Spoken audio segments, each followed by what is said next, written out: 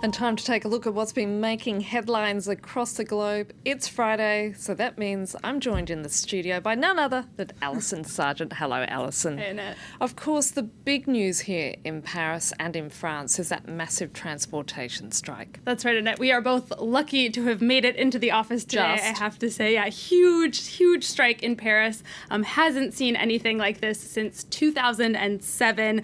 10 metro lines shut down, the others barely running and only at rush hour. I have to say Libération wins the award today for best strike front page.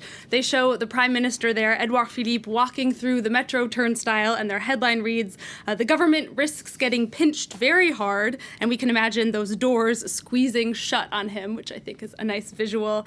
Libération says that today is the first in what is likely to be a very long season of striking, and they say the government, and I guess we, had better brace ourselves. Indeed. Now, we should probably remind our viewers at this point that this is all about the retirement reforms being presented by the Prime Minister. That's right, a reform that Edouard Philippe had to present very carefully on Thursday because retirement is basically sacred here in France. Now, why are metro workers in particular up in arms? Well, under the current retirement system, they have special benefits. For example, some get to retire as early as 52 years old, which is 10 years younger than most people get to retire in France, which is at 62 years old.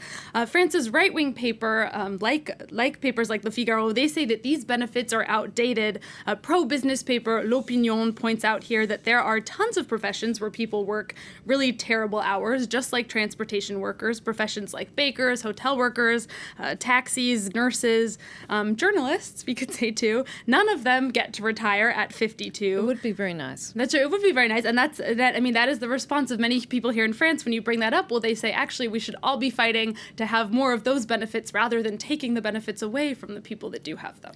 Okay, now let's head across the Atlantic to the US, where we get some, where we're going to get some early reactions to that third Democratic primary debate. That's right. A debate that was very highly anticipated because it was the first Democratic debate where the three main frontrunners were all on the same stage, having a showdown. But it's left one writer for the website Slate feeling pretty underwhelmed. They call it the showdown that wasn't.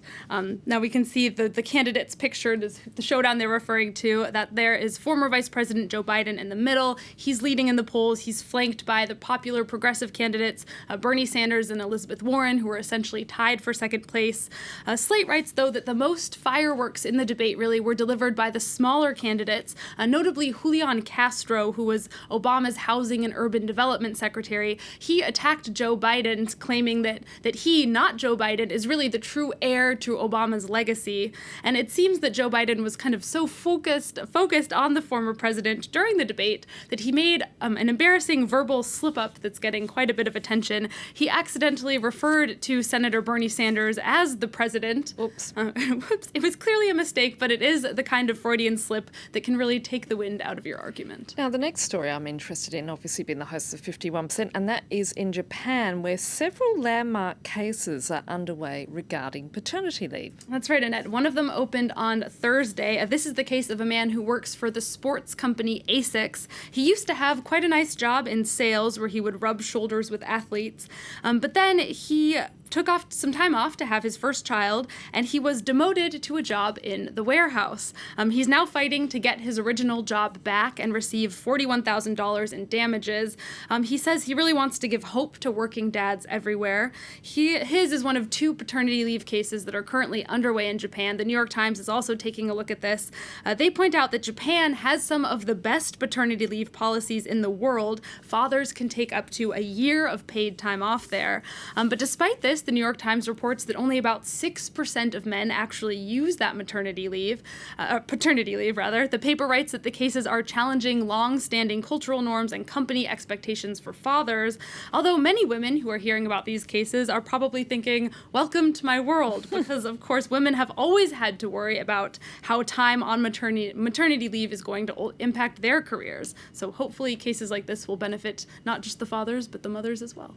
Okay, now the next story is, I'm going to have to try and read this without laughing. It's Friday, people. It's the end of the week. We are going to end, Alison, aren't we, with a story about a French researcher who stuck thermometers To the testicles of male postal workers. That's right. In theory, there was a turn. serious topic behind this study. It was apparently related to fertility.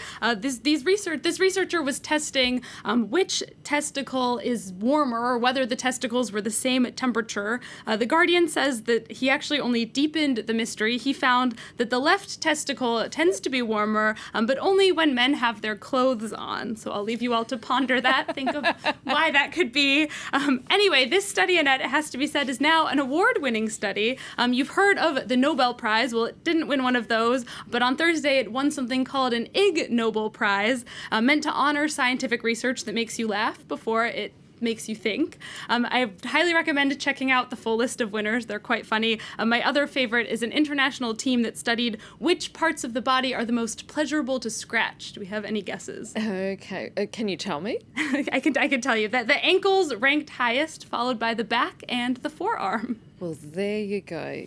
You see, people, watch France 24 because you will never know what you're going to find out. Thanks for that, Alison Sargent. And if you want to know more about those stories, including the last very funny one, you can, of course, head to our website, that being france24.com.